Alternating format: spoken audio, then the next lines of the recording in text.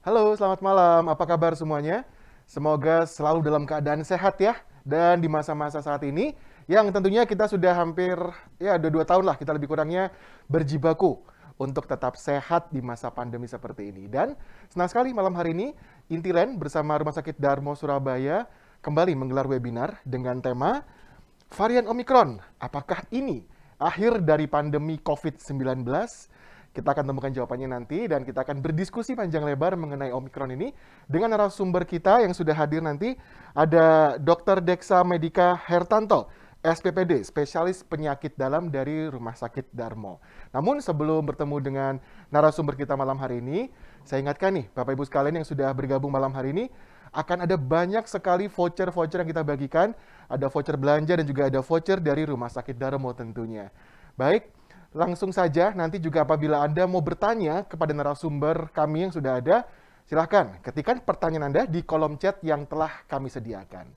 Dan untuk yang pertama, kita ingin berbagi informasi juga kepada Bapak Ibu sekalian mengenai peluang investasi, kesempatan mendapatkan produk-produk terbaik, dan juga kesempatan untuk selalu menabung dan menabung dalam properti bersama Intiland. Dan untuk informasi yang pertama, kita akan bergabung bersama rekan saya, Bapak Leonardo Josea, selaku Koordinator Marketing Praksis Apartemen Surabaya. Selamat malam, Pak Leo. Ya, selamat malam Pak Dimas. Sehat ya Pak, kabarnya Pak? Sehat. Selalu siap untuk mengejar cuan? Wah, siap.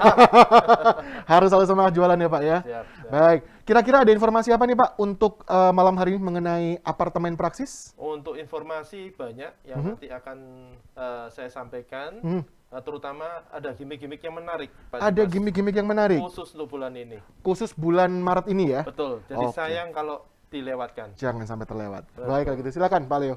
Ya, selamat malam semuanya. Akan saya jelaskan untuk mengenai produk kami, yaitu Praksis Apartemen ini. Ya, Praksis Apartemen ini letaknya ada di pusat kota, yaitu tepatnya di belakangnya gedung kami, yaitu Intiland Tower. Nah, untuk Praksis sendiri, ini adalah gedung di mana lokasinya ini seperti Bapak dan Ibu bisa lihat, pintu masuknya itu ada 3, yaitu akses masuknya bisa lewat Intiland Tower, seperti yang pada foto, yang di Jalan Panglima Sudirman bisa langsung tembus ke Praksisnya. Yang akses kedua itu akses masuk di Jalan Kayun dan juga akses keluarnya juga bisa. Dan akses ketiganya yaitu masuk jalan lewat Sono Kembang, ya. Nah, banyak sekali untuk akses ya. Selain lokasinya juga menarik, dan Praksis sendiri ini adalah super blok di mana akses Praksis ini terdiri dari hotel, ada apartemen juga, selain itu juga ada office ya. Kami desain 24 jam, dan untuk bagian bawahnya kami sudah sediakan juga 2 lantai area retail, dan 3 lantai itu ada basement, dan sekarang juga ada beroperasi, ada SIM cornernya juga ya. Oke, nah untuk malam hari ini saya jelaskan kenapa, apa sih keuntungan untuk membeli Praksis Apartemen. Selain lokasi yang tadi sudah saya jelaskan di pusat kota, yaitu di Jalan Panglima Sudirman, jadi dekat kemana-mana ya. Kalau di mall itu dekat sama Tunjungan Plaza, dekat Plaza Surabaya ya, dekat dengan Grand City, dan banyak sekali mallnya juga dekat dengan sekolah juga, ada UNER, juga dekat dengan Widya Mandala, dekat juga dengan Petra juga. Selain itu mixed use building ya. Semuanya ada jadi satu kesatuan di building Praksis ya. Ada kantor, ada tempat tinggal, ada untuk makanan ya, food and beverage-nya juga. Dan ketiga, kalau untuk Bapak dan Ibu bila berinvestasi di unit apartemen kami, itu potensi market sewanya cukup besar ya. Sehingga kami juga bekerja sama dengan Travelio untuk membantu memasarkan sewanya apartemen kita ya. Jadi Bapak dan Ibu jangan khawatir beli tapi tidak bisa nyewakan, sangat mudah, kita kerjasama dengan Travelio. Nah, ini adalah fasilitas kami, yaitu ada swimming pool sudah beroperasi juga, tempat gym juga ya, food and beverage area juga sudah ada. Sistem keamanan kami 24 jam, CCTV, access card juga, dan semua untuk yang fasilitas adalah semuanya hanya untuk penghuni apartemen. Jadi tidak kita buka untuk umum ya. Benar-benar private ya. Untuk lantainya kita mempunyai banyak pilihan. Kami mempunyai 2 BR compact yang luasnya 59, ada juga yang kalau merasa kok kecil, kami juga punya yang lebih besar juga, ada yang 2 bedroom luas 85, dan kami juga mempunyai yang lebih besar lagi, 3 bedroom plus 1 BR, itu luasnya 150, dan itu ada 2 pintu, jadi ada pintu utama, ada juga untuk pintu keluar lewat belakang juga. Nah, khusus malam hari ini adalah show unit baru kami, ya, yaitu 2 BR compact dengan luas 59. Kami desain dengan tipe Japanese Scandinavian, yang seperti Bapak dan Ibu bisa lihat, itu ada master bedroomnya, dan itu ada kids bedroomnya juga seperti itu, ya. Dan ini adalah area living room, ya, sangat cantik, sangat manis, juga minimalis juga, sesuai dengan konsep Jepang, ya. Ini juga ada area dapur dan servis areanya juga. Nah, selain itu kami punya pilihan lagi yang 2 BR luas 85. Ini ada area dining room, ya, semua jadi satu. Itu untuk area living roomnya.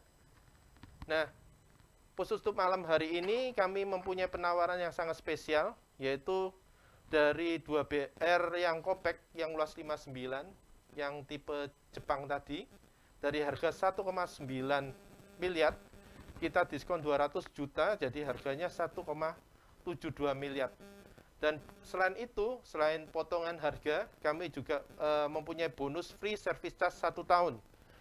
Nah, dengan harga tersebut kita isi sesuai dengan foto yang Bapak dan Ibu lihat tadi, ya, sudah full furnish sama free elektroniknya semua. Jadi ada AC, semua kita kasih, semua full ruangan, ya. Ada 3 ruangan kita kasih semua. Kemudian ada kompor listrik, ya, ada kulkas, semuanya kita ada semua, ya. Selain itu, manfaatkan kesempatan Bapak dan Ibu untuk membeli properti, karena free PPN 50% itu berlaku hanya sampai bulan Juli aja.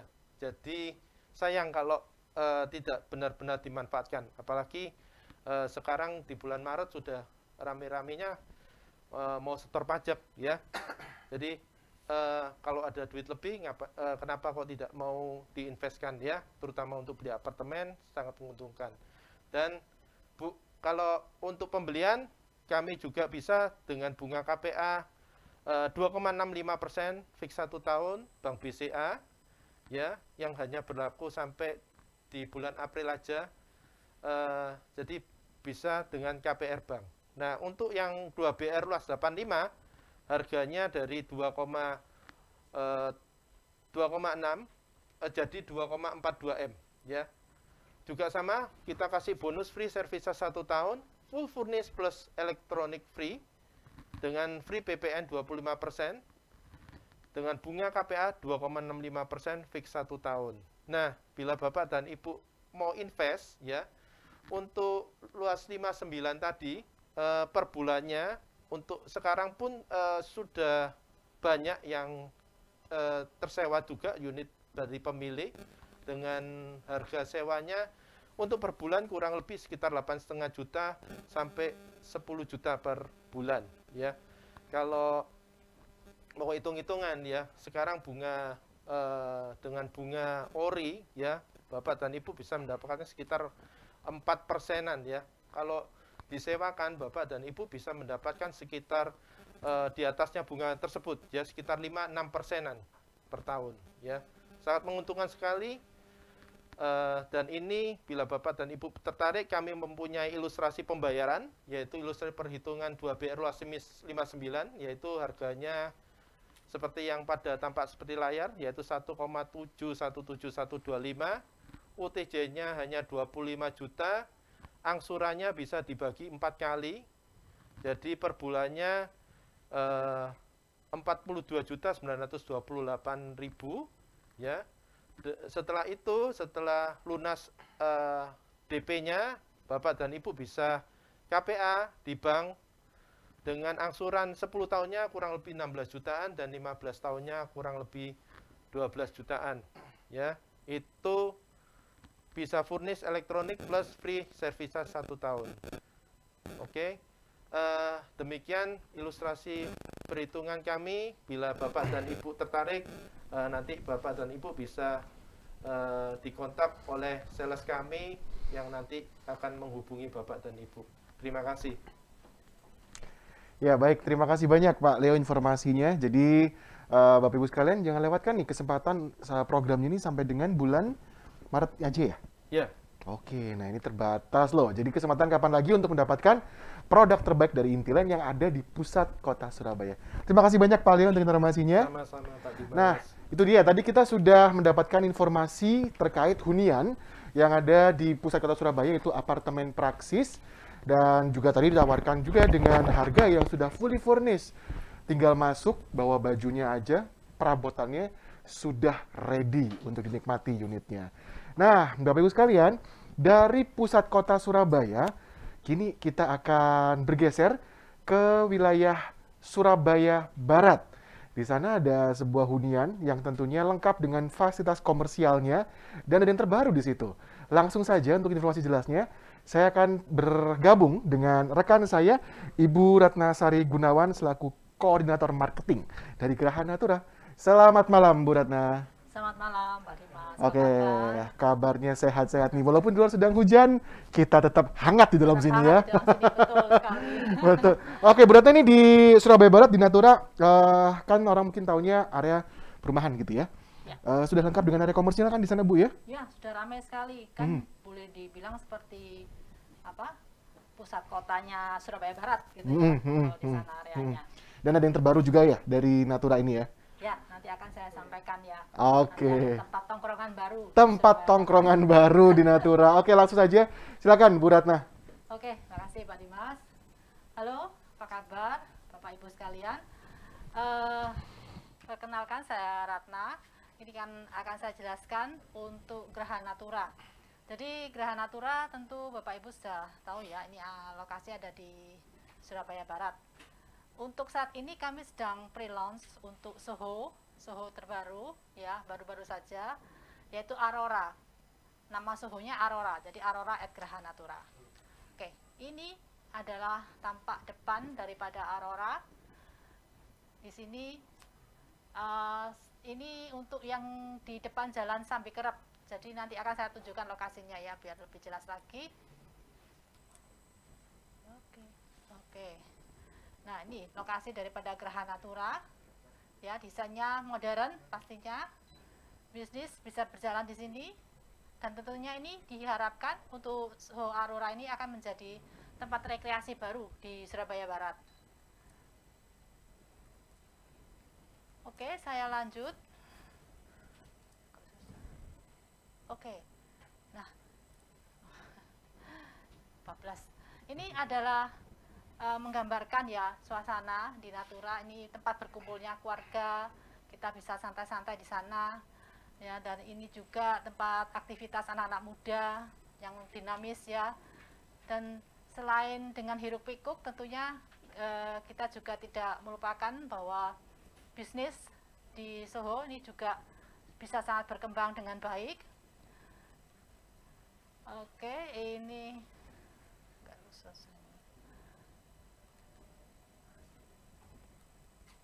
Oke, saya lanjut ya. Maaf ini kok remote-nya agak tersendat-sendat.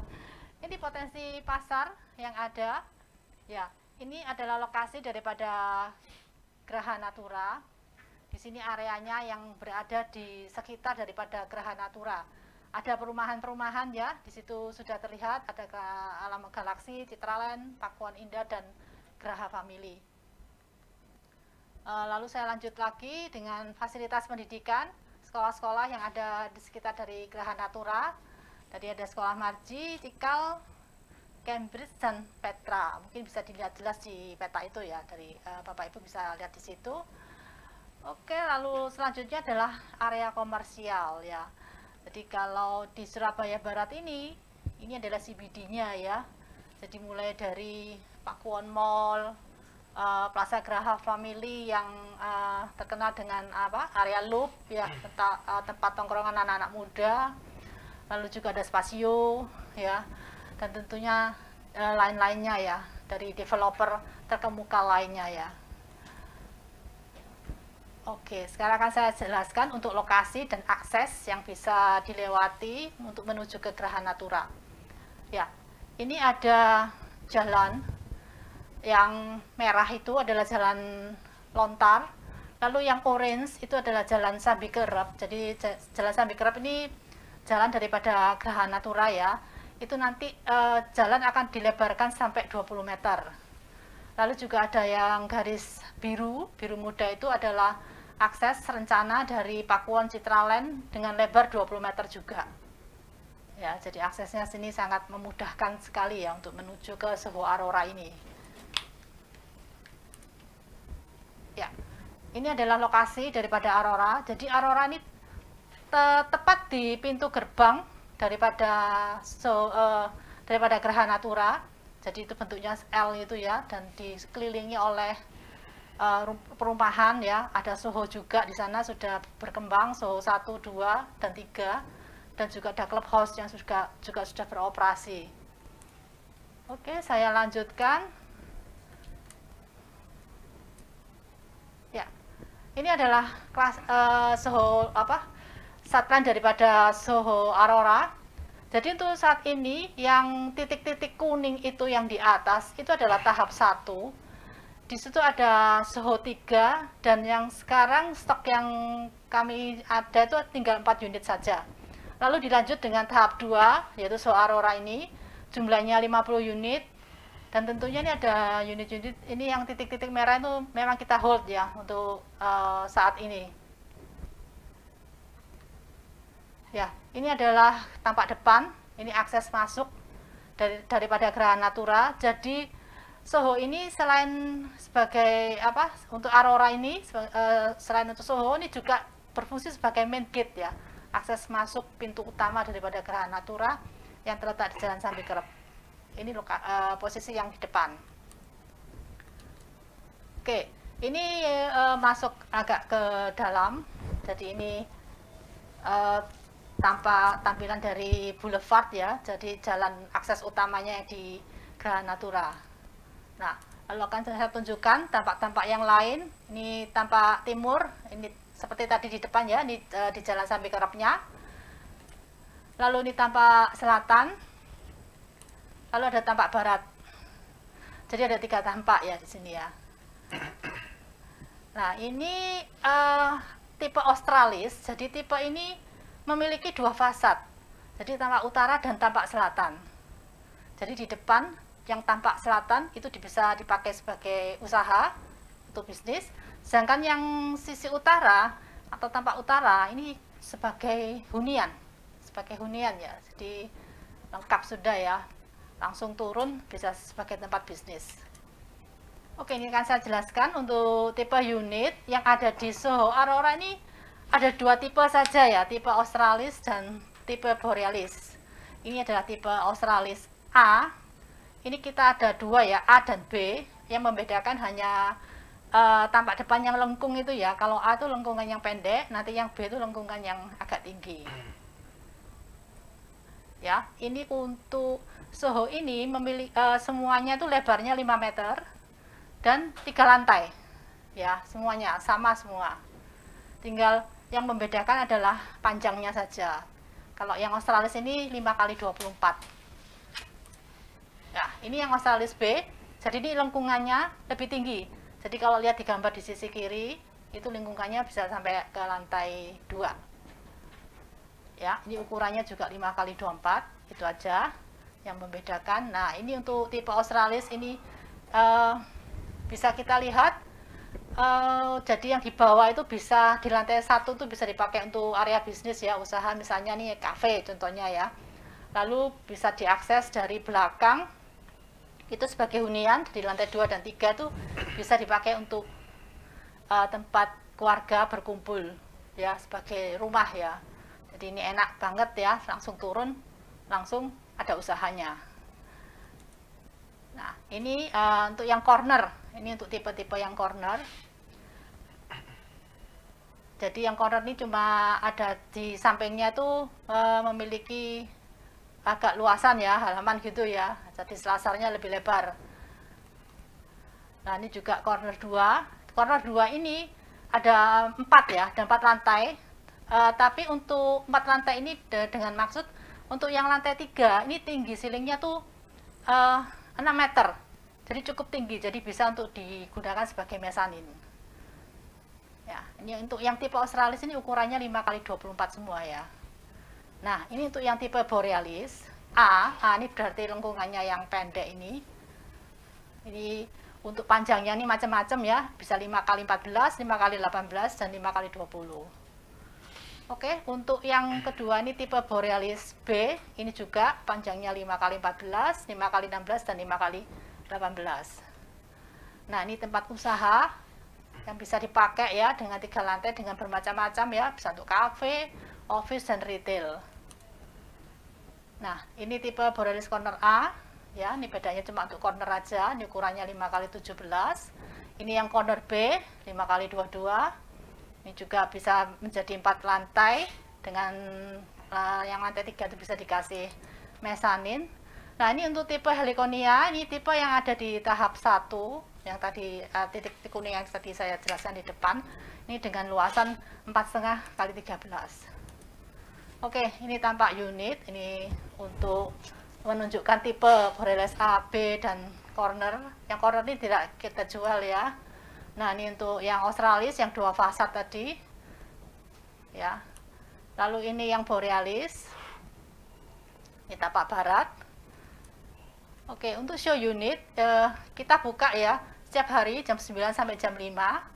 Dan untuk tipe yang Borealis ini kita berada di Soho 1 nomor BS 15. Lalu yang tipe Australis juga di Soho 1 di BS 35A. Ya, ini untuk ilustrasi interior unitnya. Oke, untuk spek, untuk Soho kita bar ya, untuk kondisinya ya.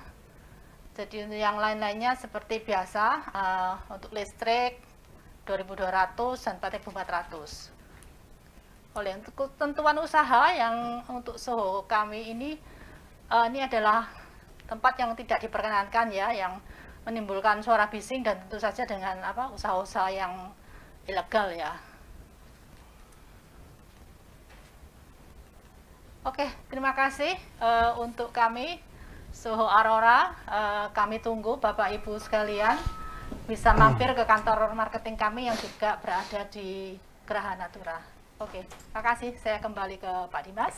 Ya, terima kasih banyak Bu Ratna. Itu tadi informasi dari produk terbaru yang ada di Geraha Natura, yaitu Aurora. Letaknya ada di gerbang utama kawasan hunian Geraha Natura. Terima kasih banyak Bu Ratna informasinya. Terima kasih Pak Dimas. Ya, dan rekan-rekan sekalian, Bapak Ibu sekalian, sebelum kita berbicara mengenai tema kita malam hari ini, kita akan sedikit refreshing sedikit. Kita akan bagi-bagi hadiah untuk yang pertama.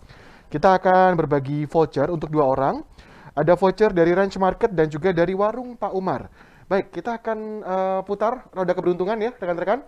Kita putar Wheel of Fortune untuk yang tahap pertama ini. Akan ada 2 nama. Ya, kita tampilkan di layar. Oke, kira-kira siapa yang beruntung? Untuk yang pertama mendapatkan voucher Warung Pak Umar senilai Rp100.000. Atas nama Margareta. Selamat untuk Ibu Margareta mendapatkan voucher makan dari Warung Pak Umar senilai Rp100.000. Untuk yang berikutnya, kita akan putar kembali roda keberuntungan untuk hadiah voucher belanja dari Ranch Market senilai Rp150.000. Dan pemenangnya adalah atas nama Hanif Dwi Afandi. Selamat untuk Pak Hanif.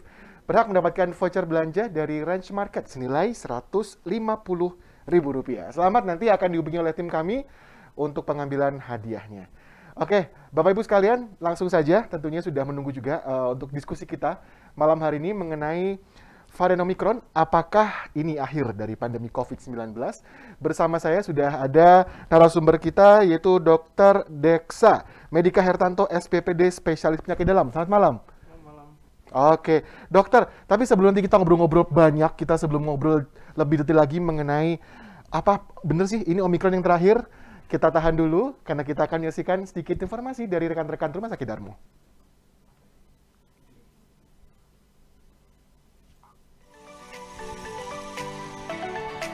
Teaser. Aku tahu kalian sudah panik.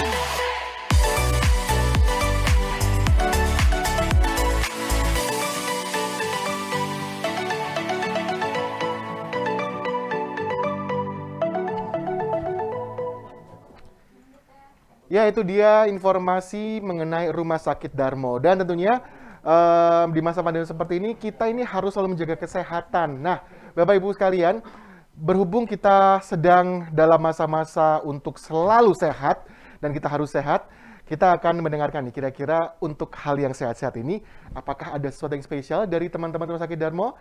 Langsung saja kita akan terhubung dengan rekan kami yang ada di Rumah Sakit Darmo ya, dengan Mbak Nino Andina. Saya sapa dulu, Mbak Nino. Halo, selamat malam Pak Dimas. Selamat malam Mbak Nino. Sehat Mbak? Luar biasa sehat untuk hari Luar ini. biasa sehat. Oke, Mbak Nino, tentunya kan ini di masa-masa seperti ini banyak sekali orang-orang yang selalu menjaga kesehatannya dan ingin memastikan kondisinya tetap sehat tentunya. Mungkin dari Rumah Sakit Darmo nih ada sesuatu yang mau ditawarkan atau diinformasikan bagi audiens kita malam hari ini? Oke, tentunya pasti ada yang selalu perlu diinformasikan ya terkait kesehatan gitu. Dan di sini mungkin bisa langsung saya mulai untuk perkenalan tentang Rumah Sakit Darmo ya Pak Dimas ya. Silakan Mbak. Oke, baik. Sebelumnya selamat malam semua Bapak atau Ibu sekalian. Terima kasih telah bergabung di acara malam hari ini, di mana saya di sini akan memperkenalkan sedikit tentang Rumah Sakit Darmo. Mungkin boleh dibantu untuk next slide. Oke, ini adalah tampilan atau foto bagian depan dari bangunan Rumah Sakit Darmo. Di sini Rumah Sakit Darmo tertera usianya 100 tahun, namun semenjak bulan Januari kemarin kita sudah menginjak usia 101 tahun. Sudah bisa dibilang rumah sakitnya sudah tua gitu ya, tapi kita bukan berarti kita kuno ataupun ketinggalan zaman mungkin gitu. Justru malah kita mulai mengikuti perkembangan zaman, baik itu dalam segi fasilitas ataupun pelayanan di Rumah Sakit Darmo. Next. Untuk visi misi, kita sendiri masih memegang visi misi yang sama seperti yang dahulu gitu ya. Dan tentunya kita ada goalnya, yaitu menyelamatkan penderita adalah kewajiban utama. Jadi di Rumah Sakit Darmo kita sangat mementingkan pelayanan untuk pasien-pasien kita. Next. Seperti yang saya sampaikan sebelumnya, Rumah Sakit Darmo tentunya memiliki fasilitas yang sudah bilang lengkap gitu ya. Mulai dari instalasi gawat darurat, rawat jalan, di mana itu kita ada Darmo Medical Center, Darmo Children Center, rawat inap, rawat intensif, kedokteran gigi, bedah sentral, konsultasi gizi, kardiologi, radiologi, rehabilitasi medik, hemodialisa, laboratorium, dan farmasi. Next. Berikut ini adalah gambar-gambar yang kita ambil di beberapa ruangan yang ada di Rumah Sakit Darmo ya. Baik itu dalam segi pelayanan, baik itu segi alat-alat yang kita gunakan, dan ruang rawat inapnya. Next.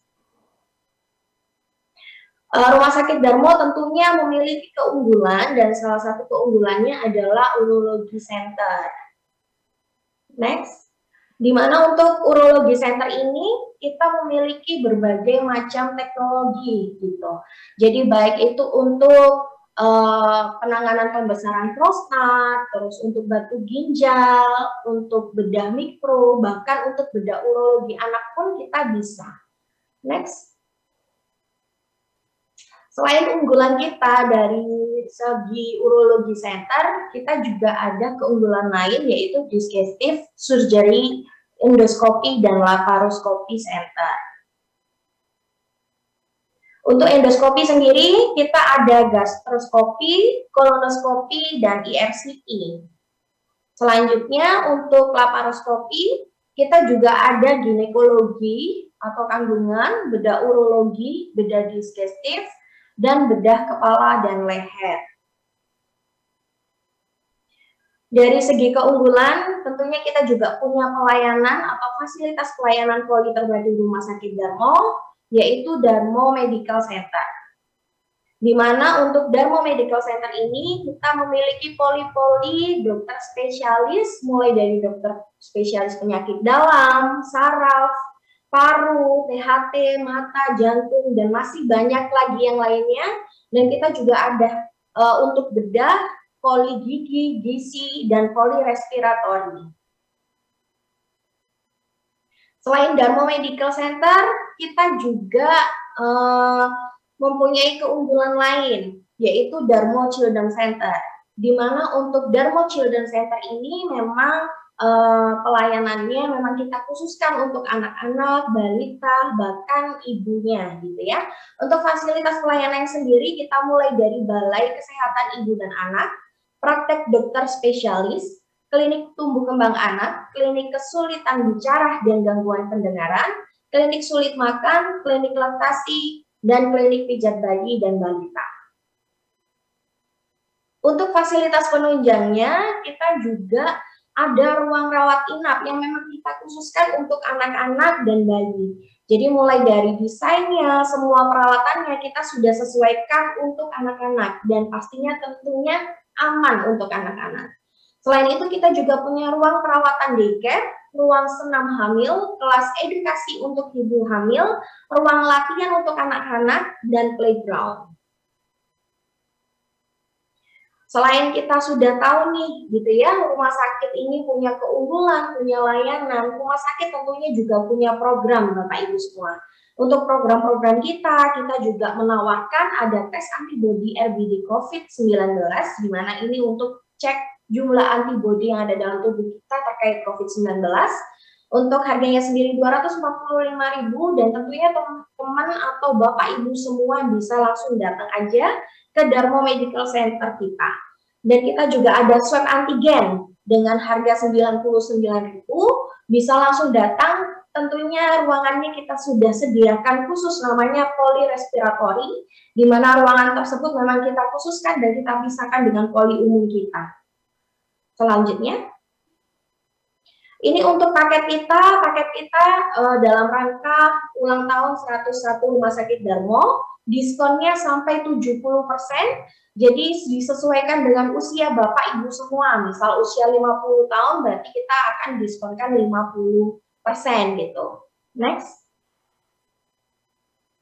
Kita juga ada paket isoman yang memang diperuntukkan untuk Bapak Ibu semua yang sedang masa pemulihan COVID-19 atau isolasi mandiri. slotnya terbatas, di sini akan ada pemantauan dengan dokter spesialis paru setiap harinya selama 5 hari. Tentunya harus reservasi dulu di Darmo Medical Center kita. Next. Kita juga ada paket medical check up. Paket medical check up ini bermacam-macam. Mungkin kita sesuaikan dengan usia.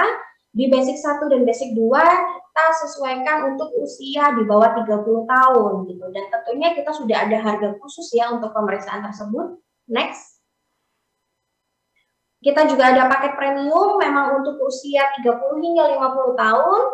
Lalu juga kita ada paket platinum pria untuk 50 tahun ke atas. Next. Dan untuk paket platinum wanita, gitu ya, untuk 50 tahun ke atas. Semua paket-paket ini bisa teman-teman atau Bapak Ibu semua dapatkan dengan melakukan pendaftaran terlebih dahulu 1 hari sebelumnya. Dan bagi yang sedang berulang tahun, gitu, tentunya akan mendapatkan diskon 20%. Next. Kita juga ada paket premarital, ada paket ruby dan diamond, di mana ini untuk single atau untuk wanita atau couple dengan pasangannya. Next, kita juga ada paket torch. Jadi Bapak Ibu semua bisa reservasi dengan WA Poli kami yang sudah tertera. Next, kita juga ada program edukasi melalui live Instagram, namanya Saturday Healthy Time. Sesuai dengan nama kita laksanakan setiap hari Sabtu, jamnya sekitar jam 10 hingga jam 11. Untuk topiknya beraneka ragam. Jadi buat Bapak Ibu semua bisa mengikuti Instagram kami dan mengikuti live IG kami. Next. Kita di sini juga akan membagikan voucher gitu ya. Voucher free pemeriksaan laboratorium kepada Bapak Ibu semua yang akan terpilih. Jadi nanti akan mendapatkan free pemeriksaan gula darah puasa, kolesterol total, trigliserid, kreatinin, dan asam urat. Jadi buat Bapak Ibu semua, mungkin sekian dari perkenalan Rumah Sakit Darmo. Mungkin masih ada pertanyaan atau mungkin mau reservasi, bisa langsung menghubungi nomor-nomor yang sudah tertera di layar. Dan kita juga ada Instagram dan Twitter, Facebook dan website. Untuk segala informasi tentang Rumah Sakit Darmo, semuanya ada di situ. Jadi buat Bapak Ibu semua jangan khawatir, bisa langsung menghubungi kami terkait segala pertanyaan dan pelayanan. Mungkin sekian dari perkenalan Rumah Sakit Darmo, saya kembalikan ke Mas Dimas. Silakan. Terima kasih banyak Mbak Nino. Ya, sama-sama, terima kasih. Baik, Bapak Ibu sekalian, tadi informasi dari rekan-rekan Rumah Sakit Darmo dan tentunya banyak sekali penawaran-penawaran terbaik. Jadi silakan bagi Anda untuk bisa manfaatkan berbagai penawaran dari pemeriksaan-pemeriksaan yang ditawarkan oleh Rumah Sakit Darmo. Baik, langsung saja kita akan berbicara dengan narasumber kita malam hari ini juga sudah ada. Kita langsung masuk ke tema kita nih. Betul nggak ya, kira-kira Omikron ini adalah akhir dari pandemi COVID-19? Oke, dokter selamat malam, apa kabar? Selamat malam, baik. Sehat ya dok ya? Alhamdulillah sehat. Gimana dok, kemarin ini kan kita sempat Surabaya ini lumayan naik ya di Omikron ini ya. Dengan Delta, bagaimana perbandingannya kemarin dok? Nah, kalau dengan Delta sih lebih lebih banyak yang Delta ya. Maksudnya rumah sakit kan banyak yang penuh. Betul. Pasien mau datang sempat sampai ditolak gitu karena memang penuh banget. Tapi karena kita udah belajar ya, terus kemudian kita sudah vaksin juga, banyak dari kita yang sudah vaksin. Jadi hal itu tidak terjadi pada kasus yang Omikron ini, meskipun jumlahnya juga banyak ya, banyak juga tapi ya, tidak sampai membutuhkan perawatan yang intensif kayak kemarin ya di rumah sakit. Oh, oke, berarti memang betul dikatakan di luar sana kan memang bahwa Omikron ini lebih ringan. Nah, lebih ringan ini kalau saya boleh tahu dok, lebih ringannya ini apakah memang ringan untuk semua kalangan atau bagi yang dengan komorbid ringannya berbeda tingkatnya? Gimana dok? Ya, balik lagi ya ke masing-masing orang. Ringan ini jangan disalahartikan ya, nanti jadi lengah atau betul. Apa. Memang dari penelitian memang gejalanya itu relatif lebih ringan dibanding dengan Delta. Relatif lebih ringan daripada Delta. Namun pada orang yang punya komorbid tetap ada resiko terjadinya penyakit yang berat hingga menyebabkan kematian. Ada juga ya berarti ya? Ada. Oke, berarti kalau untuk yang jangka waktunya dia, saya pengen tahu nih, untuk mereka-mereka yang mungkin sehat ya, artinya tidak ada komorbid, tidak ada penyakit bawaan yang berat ini ya, ketika dia terkena Omikron ini, virus ini, biasanya rata-rata berapa lama sampai dengan dia bisa lebih sehat kembali, Dok, dibandingkan dengan yang ada komorbid? Saya kemarin penyintas Omikron ya, jadi kalau saya kemarin ya hingga 10 hari ya. 10 hari ya? Tapi setelah 10 hari masih ada gejala sisa ya. Jadi 3 hari pertama demam, hari kedua, hari ketiga, hari keempat itu hampir nggak ada gejala. Mulai ada gejala lagi, hari ke-5 ke atas, hingga hari ke-10, hari 10 setelah selesai, itu masih ada gejala sisa seperti tenggorokan masih ada kayak ganjel, terus hidung buntu, pilek. Oke, iya. Ini dokter kondisinya sehat, nggak ada komorbid ya, Dok ya? Aman ya. Kebetulan saya juga kemarin sama-sama baru lulus nih dari Omikron sama-sama nih. Tapi kebetulan karena saya termasuk yang ada komorbidnya ya, jadi kalau saya kan ada hipertensi, Dok. Jadi kemarin tuh butuh waktu sekitar hampir 14 hari ya untuk sembuh. Itu saya nggak ada demam. Nah, untuk demam-demam ini apakah itu semua mengalami demam atau enggak? Karena saya kemarin sih nggak ada demam, tapi saya langsung ke tenggorokannya itu luar biasa, Dok, sakit banget. Dan sama ini sendi-sendi tulang itu sakit sekali. Apa sama seperti itu semua, Dok? Ya, nggak semua ya, tapi hampir beberapa orang cukup banyak ya menderita. Yang utama itu nyeri tenggorokan, kering itu. Iya, kering. Terus pilek, itu kan nggak ada pada Delta kemarin ya. Betul. Jarang ada orang pilek, sama hidung buntu. Terus kalau malam itu keringet dingin. Jadi khusus malam hari itu atau pagi hari bangun tuh kayak keringetan gitu.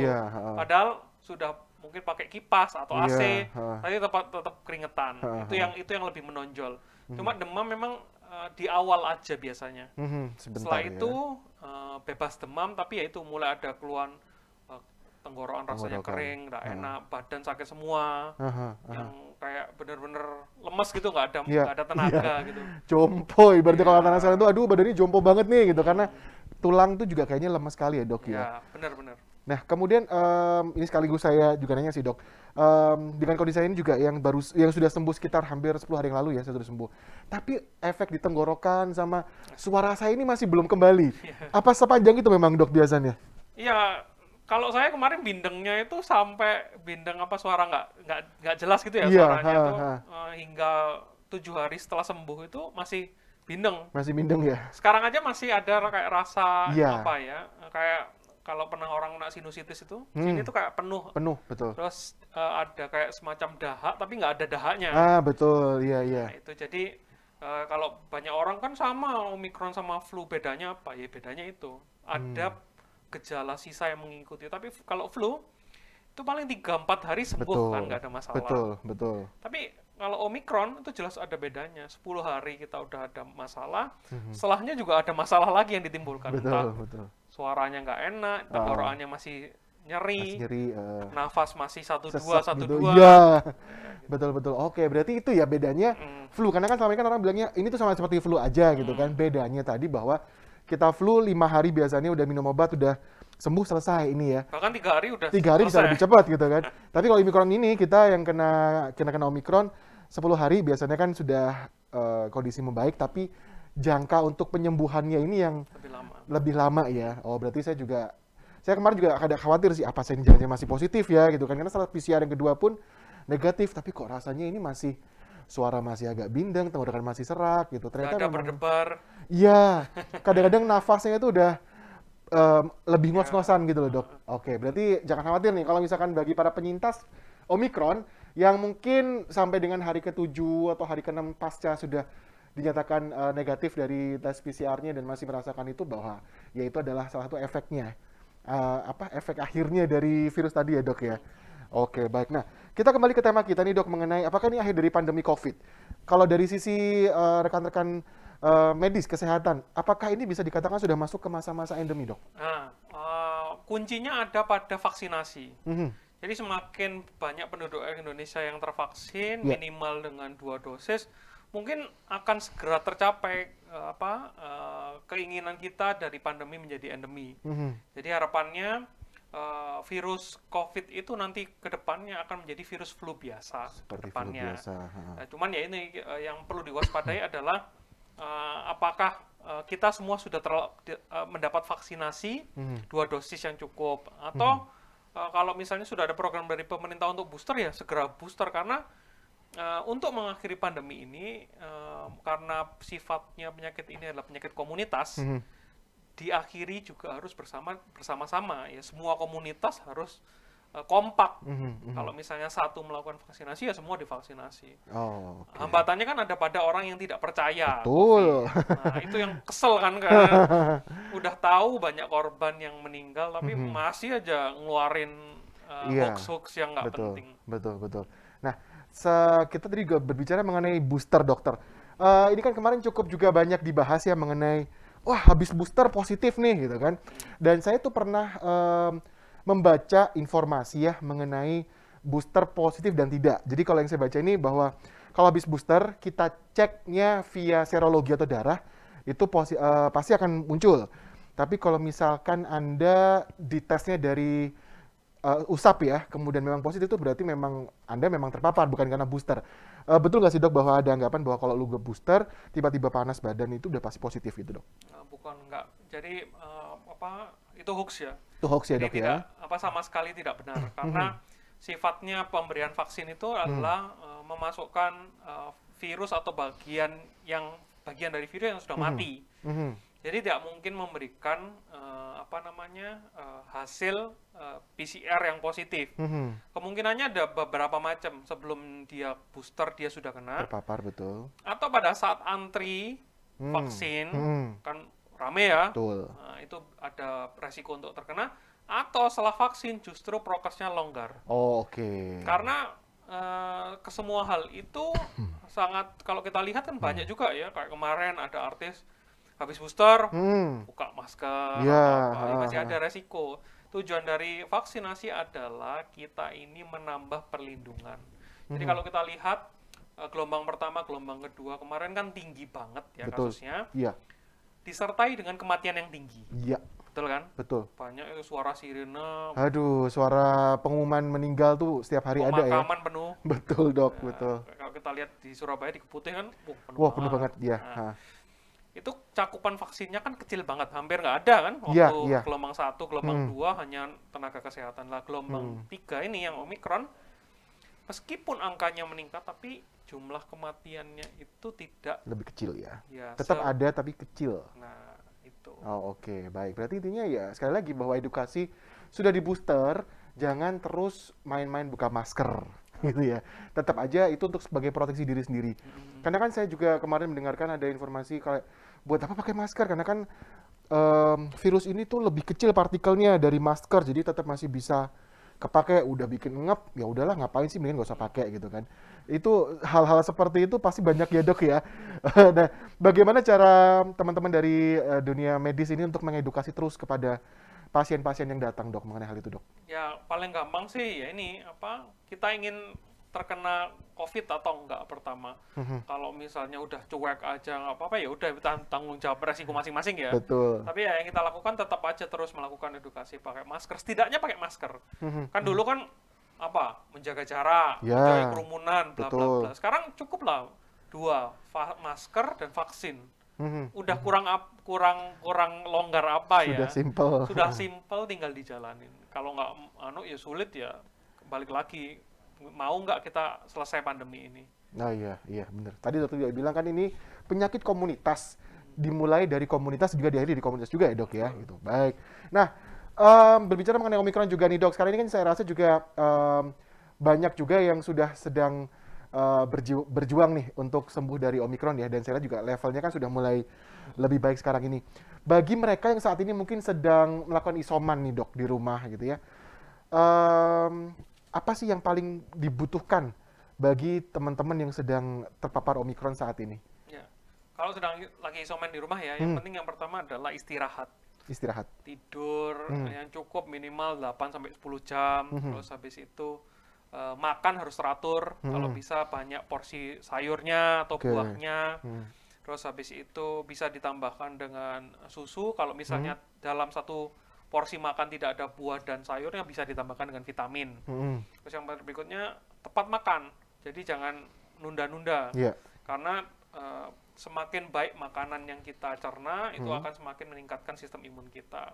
Terus yang berikutnya adalah berpikiran positif.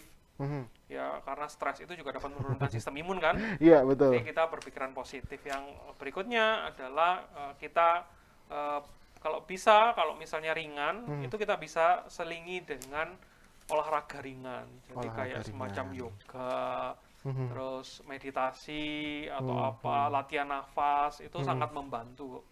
Jadi tapi begitu ada masalah, tiba-tiba ada kondisi darurat, sesak, tiba-tiba batuknya nggak menghilang, terus lemes, semakin lemes, jangan ragu-ragu untuk ke rumah sakit. Langsung ke rumah sakit aja, Dok, ya. Kemudian untuk vitamin, Dok, ini kan mungkin kita juga kemarin waktu kita isoman kita dapat kiriman obat juga kan ya dari pemerintah. Itu ada vitamin D ini ya. Seberapa penting kita mengkonsumsi vitamin D di masa-masa pandemi ini, Dok? Ya, kalau seberapa penting diomongin pentingnya, apakah di dalam porsi makan kita ada ada makanan yang mengandung tinggi vitamin D atau kita aktivitasnya gimana di dalam ruangan atau di luar ruangan, karena sumber utama kan dari matahari ya. Betul. Sisanya kan dari makanan ya. Iya. Nah, itu cukup atau enggak? Kalau nggak cukup, boleh ditambahkan dengan pemberian vitamin D yang dosisnya itu dosis maintenance ya, antara 600 sampai 1000 maksimalnya itu ya. Ya, jangan berlebih karena apa? Dapat menyebabkan peningkatan resiko terjadinya batu saluran kemih. Jadi bisa terjadi batu kalsium atau apa, maunya pengen sehat tapi malah kena batu. Jadi selain itu kalau misalnya ada masalah, konsultasikan ke dokter itu sih. Oh, oke. Baik, kita juga mau berbicara mengenai COVID ini juga pernah ada istilah long COVID, Dok. Boleh di-share nggak long COVID itu seperti apa sih, Dok? Nah, tadi kita juga alumni sama-sama. Setelah sembuh kan masih ada gejala sisa. Itu long COVID. Oh, itu ya. Jadi efek pascanya itu ya. Efek pasca dari penyembuhan setelah COVID itu bisa bertahan mingguan hingga bulanan. Yang terlama itu hampir 1 tahun nggak selesai. Oh ya? Ya, kayak apa? Kemarin ada yang anosmianya lama banget. Iya. Terus habis itu malah setelah sembuh ada hipertensinya malah nggak kekontrol. Dia punya sakit gulanya tidak terkontrol. Atau setelah sembuh ternyata ada masalah dengan gangguan penciumannya, yang anosmianya saya bilang tadi. Yang paling gampang sih fatigue ya, lelah. Jadi kita mau ngapa-ngapain sedikit capek. Gampang capek. Gampang capek. Dan itu sebenarnya bisa diperbaikin sih. Tapi ya itu harus dengan pendampingan dokter kalau misalnya ini sifatnya berlangsung lama. Oh, oke. Nah, berarti bagi kita-kita yang sedang menyintas ini, kalaupun masih sampai sekarang kadang-kadang masih aduh kok ngep ya gitu kan, atau mungkin badan kok gampang pegel, atau ya mungkin tenggorokannya masih terasa, itu adalah salah satu long COVID tadi tuh ya, Dok ya. Dan itu macam-macam, setiap individunya ada yang ya mingguan, ada yang bisa bulan, bisa tahunan ya, tergantung dari daya tahan tubuhnya masing-masing. Baik. Kemudian ini, Dok, mengenai Omicron sendiri. Kalau kemarin kita berbicara mengenai Delta itu kan momok sekali ya, Dok ya. Ketika orang sudah kena COVID di masa varian Delta kemarin, gelombang kedua, itu semua sudah ketakutan karena semua itu kayak menyerangnya betul-betul ke organ dalam tubuh kita lebih kencang nih. Karena pengalaman dari saya juga, dari keluarga, ada yang kami kehilangan 3-4 orang keluarga, dan kebanyakan dari mereka minta diabetes, kemudian hipertensi itu cuma 4 hari, 5 hari setelah dia positif, nggak ada. Nah, di Omicron ini dengan kondisi ini apakah seperti itu juga, Dok, kemungkinannya, atau ya cuma sampai tenggorokan doang kok gitu? Untuk orang yang mempunyai komorbid tetap ya, resikonya tetap besar ya. Tetap besar ya, Dok, terjadinya keparahan suatu penyakit atau terjadinya kematian. Namun memang tidak separah si Delta kemarin. Delta itu benar-benar banyak yang meninggal, itu memang karena komplikasi yang diderita. Jadi kayak ibaratnya COVID ini mencetuskan perburukan dari suatu penyakit yang ada, atau bahkan menimbulkan kekacauan baru pada organ yang diderita pasien. Oh, jadi ginjal terserang, jantung, paru terserang, liver terserang, otak keserang. Jadi hampir semua organ terserang semua ya. Berarti ada beberapa orang seperti itu. Virus ini sebetulnya kalau boleh dikatakan dalam tubuh kita tuh paling bersarang itu paling utama di mana, Dok? Ya kalau entry-nya sih tempat masuknya tetap ya melalui saluran nafas ya, paru-paru ya. Tapi kalau masing-masing beda-beda kan, tergantung dari sistem imun seseorang, terus tahanan tubuh seseorang beda-beda. Oh, berarti dia kan juga membaca peta tubuh kita ya? Yang sedang lemah mana itu yang akan belum tentu juga, karena belum tentu. Ya, pintu masuknya itu kan ada di semua organ yang ada. Jadi tergantung dia mau kunjungan kemana gitu ya. Random pick ya berarti ya dok ya. Jadi nggak bisa buat matematika karena random banget. Tapi yang paling banyak sih terjadi pengentalan darah ya. Pengentalan darah. Pengentalan darah, kemudian paru-parunya kalau dilihat dari ronsen itu benar-benar penuh. Berkabut gitu ya. Berkabut gitu. Terus pada ginjal biasanya sering menimbulkan gagal ginjal akut sifatnya. Oh, oke, baik.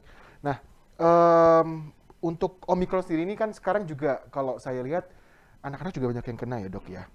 Cukup banyak karena kalau saya lihat mungkin ya karena beberapa kegiatan tatap muka juga sudah berjalan gitu. Saya juga melihat informasi cukup banyak juga anak-anak kita yang terkena nih. Termasuk saya waktu kemarin juga kena, anak saya pun juga otomatis terkena juga. Artinya bukan otomatis sih, memang gejala yang sama, demam, batuk gitu ya. Tapi anak kecil ini, anak saya ini hitungannya lebih cepat selesainya dok. Betul ya, jadi ketika kami satu rumah, semua jadi saya nih, saya batuk awal, kemudian malamnya anak saya dan istri demam dan juga batuk, tapi cuma 3 hari anak saya sudah selesai. Apakah betul untuk anak-anak kecil ini akan lebih cepat selesainya dok? Nah, kalau COVID ini dari awal memang kan kita kira tidak menyerang anak-anak ya. Iya. Gelombang pertama jarang banget anak yang kena meskipun ada. Terus gelombang kedua waktu Delta itu juga jarang anak yang kena meskipun juga ada ya. Betul. Yang ketiga ini lebih sering ternyata. Iya. Jadi Omikron ini juga lebih sering ternyata menyerang anak-anak juga. Tapi memang pada beberapa sebagian besar ya, meskipun ada juga yang sampai masuk rumah sakit, ada yang meninggal. Iya. Memang gejalanya lebih cepat membaik dibandingkan dengan yang dewasa. Oh, memang lebih cepat membaik ya. Apakah ini juga dibantu dengan anak-anak ini kan biasanya masih baru dapat banyak vaksin ya? Apakah itu juga satu pengaruhnya? Kan seperti anak saya ini, dia vaksinnya ada pneumonia, ada vaksin A, B, C, D, F, G. Itu juga salah satu pencegahannya kah dok? Oh, belum tentu, karena ini kan masih dilakukan penelitian ya. Betul. Kenapa kok Omikron ini lebih sering pada anak? Ya. Apa yang menyebabkan Omikron ini lebih cepat membaik pada anak? Masih dilakukan penelitian. Tapi kalau sifatnya kalau itu apakah ini pengaruh dari vaksin lain? Enggak ya. Saya kira karena masing-masing vaksin itu yang ditujukan untuk nyerang khususon penyakit tertentu yang divaksin itu tadi. Iya, betul. Oke, nah berarti bagi saat ini yang sedang di rumah mungkin sedang isoman ya, diperhatikan tuh hal-hal yang memang harus dikonsumsi. Tadi dokter juga bilang makan yang enak tapi tetap makanannya yang sehat ya dok ya, nggak sembarangan ya.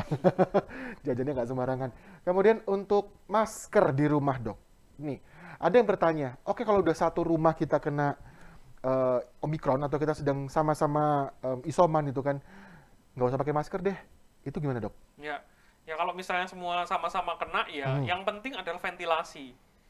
Ya jadi jendela semua dibuka, kan udah sama-sama kena ya. Yang penting pastikan itu ringan semua ya. Betul. Kalau ada satu yang berat ya, yang berat harus dilindungi ibaratnya ya tetap pakai masker. Tapi kalau semua ringan, nggak ada masalah. Yang penting adalah kuncinya adalah ventilasi.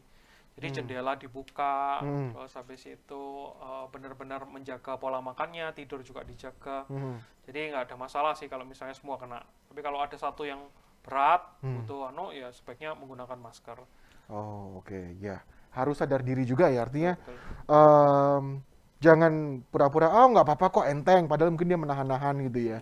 Karena biasanya kan banyak nih kalau orang tua tuh suka nggak tega kalau anaknya minta main gitu kan. Sementara padahal sudah kepayahan banget nih, tapi udah nggak apa-apa kok gitu. Itu nggak boleh dok ya, harus tega aja untuk misah dulu ya. Ya pokoknya intinya harus jujur lah. Harus jujur, benar. Kebanyakan ini suka nggak jujur dok. Kenapa? Karena takut nanti tiba-tiba dibawa ke tempat untuk isolasi sendiri, kepisah gitu kan. Padahal itu untuk kebaikan bersama juga sebetulnya ya. Oke. Nah ini kan sekarang juga sedang musim-musimnya semua mencari booster dokter. Dan bersama juga dengan sedang seru-serunya Omikron gitu ya. Bagi kita yang penyintas yang mungkin belum booster, baru 2 vaksin itu ya, berapa lama jangka waktu setelah kita sembuh untuk kita bisa booster dok? Idealnya 1 bulan ya. Jadi setelah 1 bulan dari sembuh kita boleh booster. Asal Kalau kemarin pemerintah sempat itu ya menjeda dari vaksin yang kedua itu 6 bulan. 6 bulan betul. Untuk orang tua kan boleh sekarang 3 bulan. Oh, oke. Nah, tergantung sekarang masing-masing dinas kesehatan dari masing-masing daerah itu yang mana ikutnya. Karena ada yang juga 3 bulan yang meskipun dia nggak orang tua atau lansia dipanggil ya nggak apa-apa. Jadi yang penting adalah 1 bulan setelah sembuh. 1 bulan setelah sembuh itu ya. Nanti apakah dia perkara dari dosis kedua ke 3 bulan sudah mencukupi atau enggak itu nanti biar biar petugasnya yang menilai. Tapi yang penting kalau misalnya paling gampang adalah 1 bulan sudah sembuh, saya booster enggak ya, tanya aja. Oke, berarti yang mungkin belum dapat booster gitu ya, sedang mencari booster dan baru sembuh dari Omikronnya sudah 1 bulan, sudah silakan boleh booster. Mencoba untuk mencari booster ya dok ya. Nah booster ini kalau boleh tahu dok, apakah dia sifatnya seperti vaksin 1-2? Artinya ketika kita sudah booster yang pertama, nanti kita booster lagi dok? Jadi kalau apakah maksudnya mereknya sama atau enggak ya? Mereknya sama atau enggak, betul. Apakah ya jadi tergantung, sekarang kan pemerintah sudah ngeluarin ya. Jadi kalau kita yang Sinovac dulu boleh setengah Pfizer atau setengah Moderna atau setengah AstraZeneca.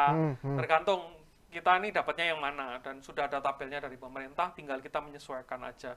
Jadi meskipun beda jenis vaksinnya tetap diperbolehkan, nggak ada masalah. Diperbolehkan ya. Nah berarti kita dokter sudah booster juga kan pasti dok ya?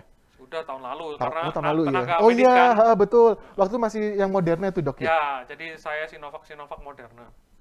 Oke, nah nanti perlu booster lagi nggak dok kira-kira dok setelah ini? Ya kalau dilihat sih untuk saat ini sih masih belum perlu ya. Karena apa? Ya ini kita masih terlindungi. Ya tinggal kita menunggu hasil penelitian apakah memang kita diperlukan booster atau enggak. Tergantung kalau misalnya variannya itu masih Omikron seterusnya, tidak ada varian-varian baru ya kelihatannya nggak perlu booster lah ya. Nggak perlu booster ya dok. Tapi kalau misalnya ada varian baru, nggak jelas, lebih berbahaya, lebih cepat ya nggak tahu, kita lihat ke depannya. Oh oke. Nah sama juga ada sesuatu yang pastinya juga banyak sih penonton yang mungkin juga penasaran pengen tahu sih mengenai kalau kita sudah selesai dengan isoman ya dok ya. Kita PCR pertama positif, kemudian kita masuk isoman gitu ya. Biasanya kan dihitungnya dari setelah kita dinyatakan hasil PCR tuh ya dok ya, dihitungnya itu atau gimana dok? Benernya sih dihitung saat gejala awal timbul. Kapan gejala awalnya itu timbul itu ya? Baru berapa hari. Tapi kan itu kan menyulitkan banget untuk pemerintah untuk melakukan program ini yang di Peduli Lindungi. Iya. Jadi ya PCR positif baru dihitung 10 hari baru kita jadi hijau. Jadi hijau, betul. Kalau PCR positif langsung kita jadi hitam toh. Iya. Tapi sebenarnya kalau dilihat dari hari gejala pertamanya, dilihat mulai kapan dok kita ngitung 10 hari itu sebetulnya dari gejala awal. Awal kapan terasa gejalanya ya? Saya gejala nih hari Selasa, besoknya saya PCR ternyata positif. Yang dihitung adalah Selasanya sebenarnya.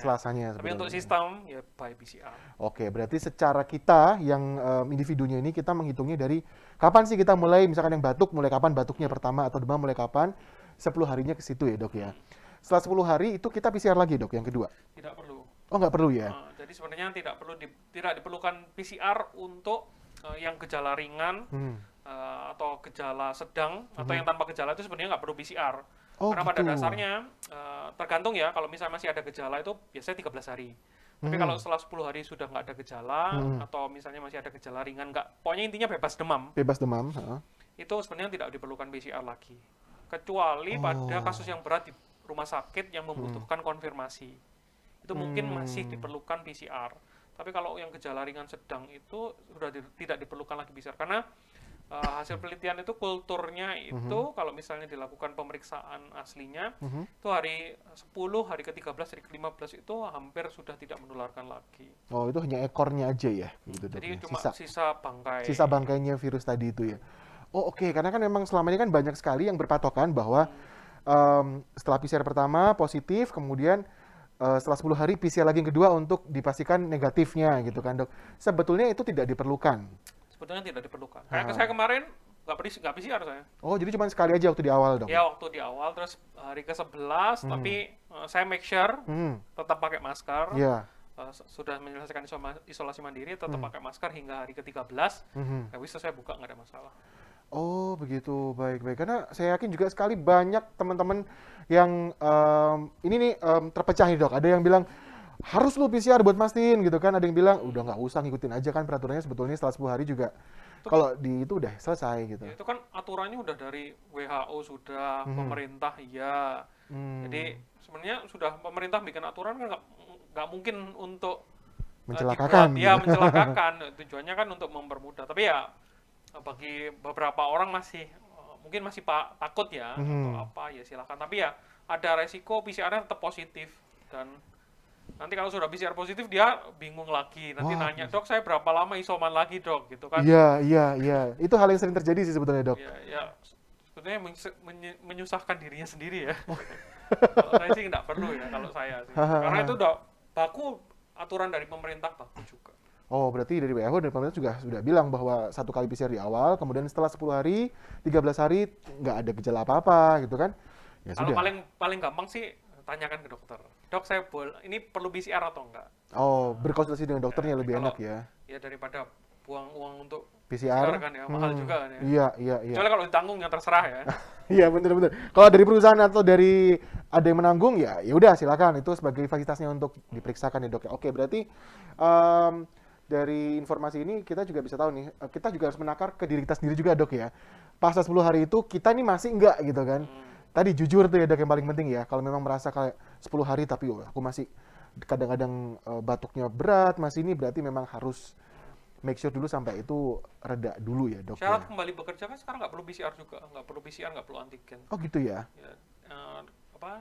Syarat kembali bekerja ya. Betul. Dari pemerintah juga nggak dikhususkan untuk PCR ulang. Oh, nggak perlu untuk PCR ulang lagi? Apakah perlu juga dengan informasi atau surat keterangan bahwa oh ini udah sehat nih untuk bisa masuk lagi gitu dok? Biasanya kan pakai itu ya, surat medical check up. Iya, surat cuma sehat lah istilahnya gitu ya. Sudah cukup.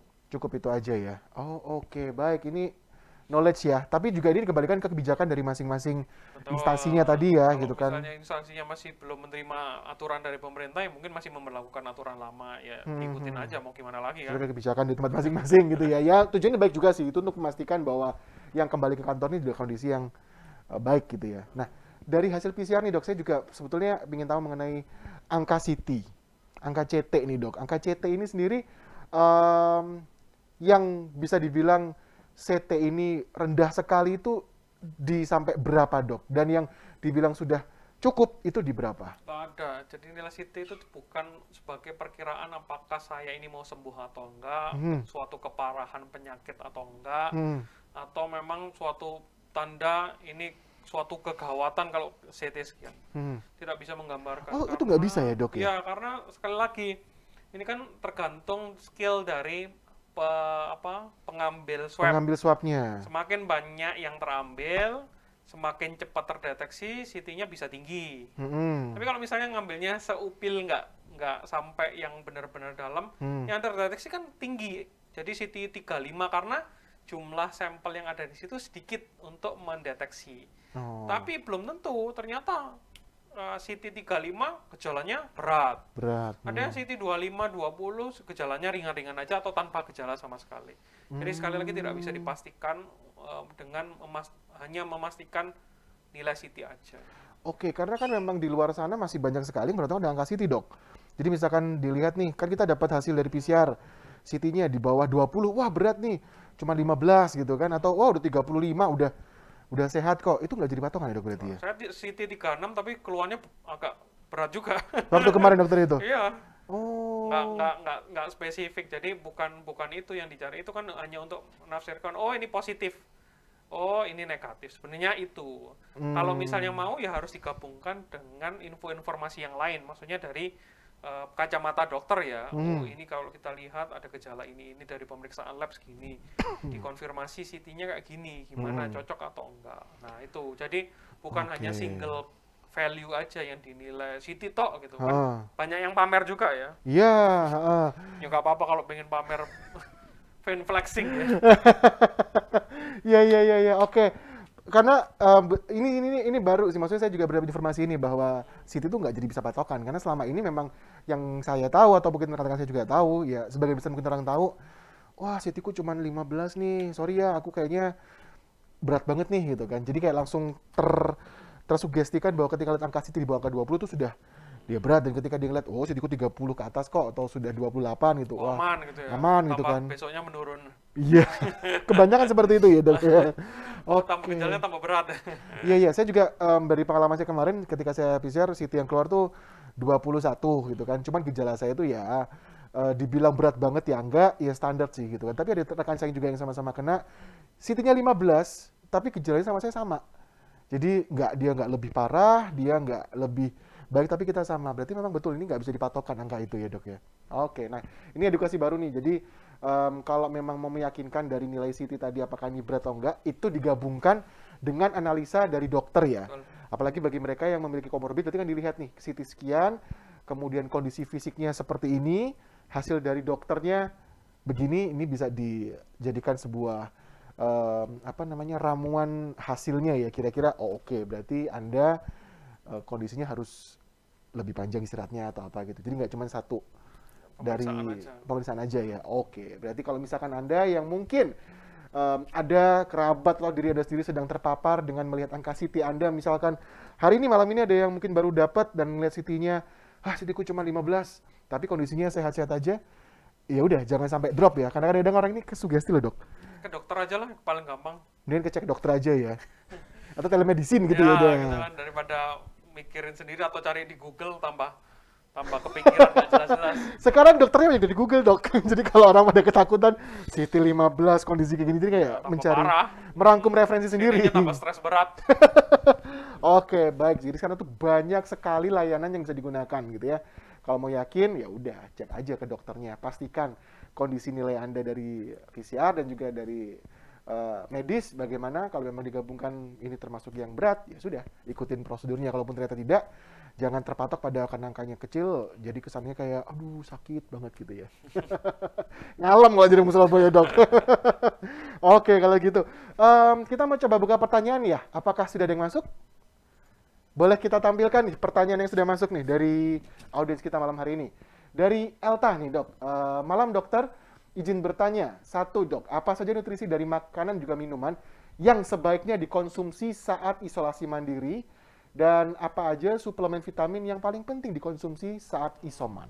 Ya, makanan yang paling penting pada saat isoman itu adalah sayur dan buah. Sayur dan buah. Ya, karena sesuai dengan penelitian, sayur dan buah yang cukup itu kan mengandung makro dan mikronutrien yang banyak, serta vitamin juga. Nah, itu dapat meningkatkan sistem imun tubuh. Jadi semakin bisa mempercepat proses penyembuhan juga. Nah, terus kalau misalnya suplemen apa yang wajib dikonsumsi, sebenarnya kalau misalnya kita sudah mencukupi kebutuhan makanan kita dengan baik, sayur, buah, sebenarnya kita nggak perlu vitamin.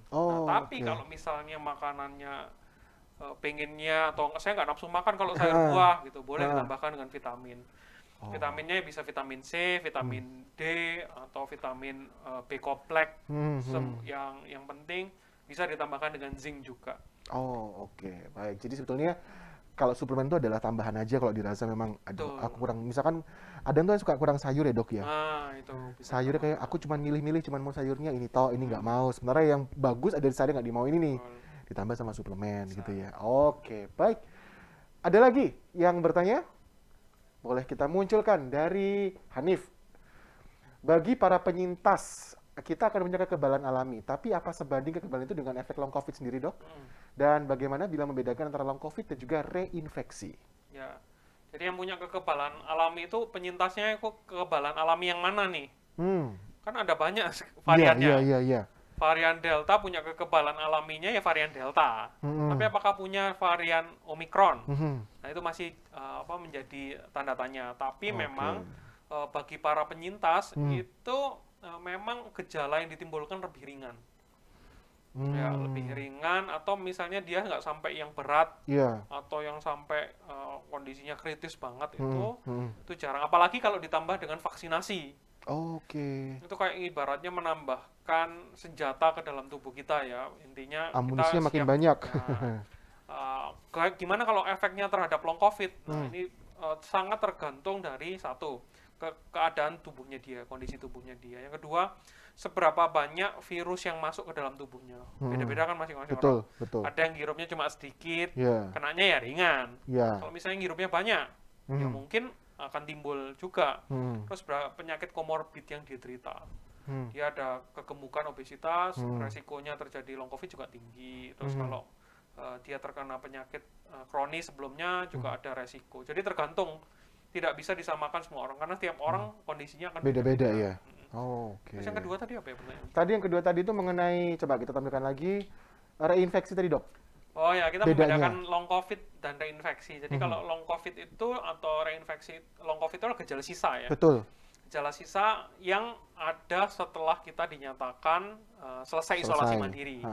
Nah, setelah itu biasanya long COVID ini sifatnya itu tidak seberat pada saat kita terkena COVID. Nah, kalau misalnya reinfeksi adalah mulai dari gejala awal, biasanya disertai dengan tambahan demam. Terus habis itu mungkin ada gejala nyeri tenggorokan yang lebih berat. Atau ternyata pilek atau hidung buntunya lebih berat.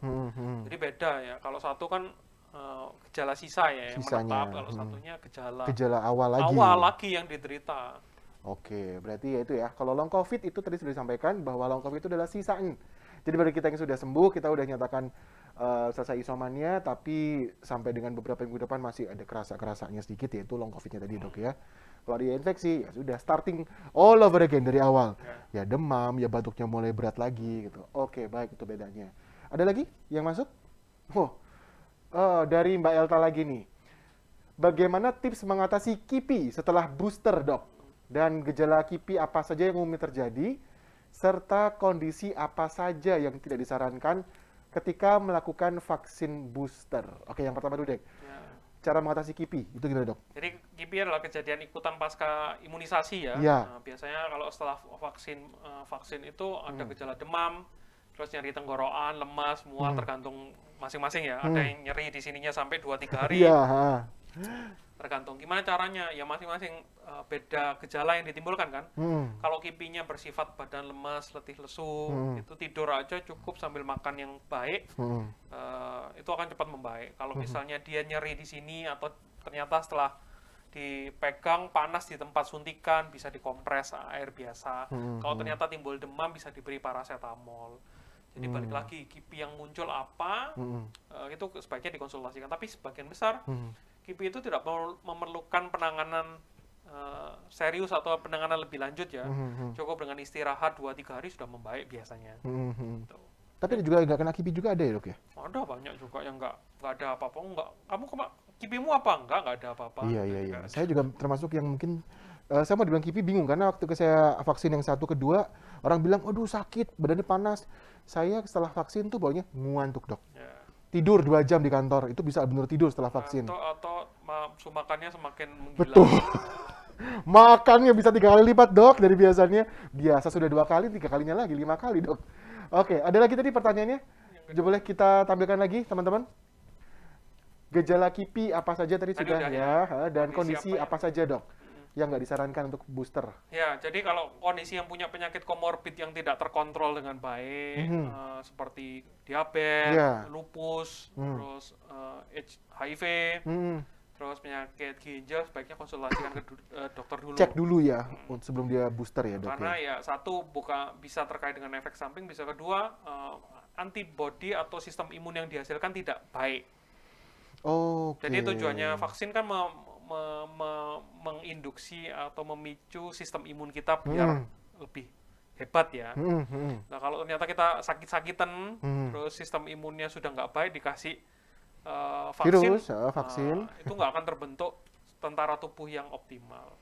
Malah menghantam ke tubuhnya sendiri gitu dok ya? Nggak juga. Tapi ya antibodi yang ditimbulkan tidak banyak. Kalau orang sehat kan karena antibodi sistem imunnya baik, begitu ada vaksin, antibodi yang ditimbulkan banyak juga. Prajuritnya keluar semua gitu ya. Apa tujuannya kalau vaksin ternyata yang ditimbulkan antibodinya sedikit. Nah, oleh karena itu yang punya penyakit komorbid sebaiknya konsultasi ke dokter. Cek dulu sama dokternya ya. Berarti kayak cek darah dulu, kondisinya sudah misalkan stabil. Terkontrol atau enggak, gulanya bagus atau enggak, tensinya bagus atau enggak. Biar nggak sia-sia ya boosternya dok ya. Sayang ya. Eman, betul. Oke, sebelum kita kembali ke pertanyaan dari audiens, ini ada juga yang sudah mengirim pertanyaan dari Google Form dok. Ini saya bacakan dari Gresik, nih ada Mbak Hafid Satya. Semisal punya komorbid diabetes terkontrol dengan obat dok. Juni 2021 pernah kena COVID Delta dengan gejala berat sampai masuk ICU. Kemudian sudah vaksin 2 kali, Astra Desember. Dengan Astra di bulan Desember untuk yang keduanya. Bagaimana tingkat antibodi terhadap Omikron saat ini, Dok? Karena dia 2021 ya, dia udah vaksin dengan kondisi diabetes yang cukup berat dan dia pernah kena Delta sampai masuk ICU. Di Omikron ini bagaimana kondisi kira-kira, Dok? Ya, harusnya sih tetap bisa dapat mencegah resiko terjadinya perburukan gejala yang berat hingga kematian. Oke. Jadi apapun itu sudah pernah kena penyintas, pasti tentara tubuh kita sudah mengingat ya. Oh, ini namanya COVID. Cuma COVID-nya siapa sih sekarang namanya?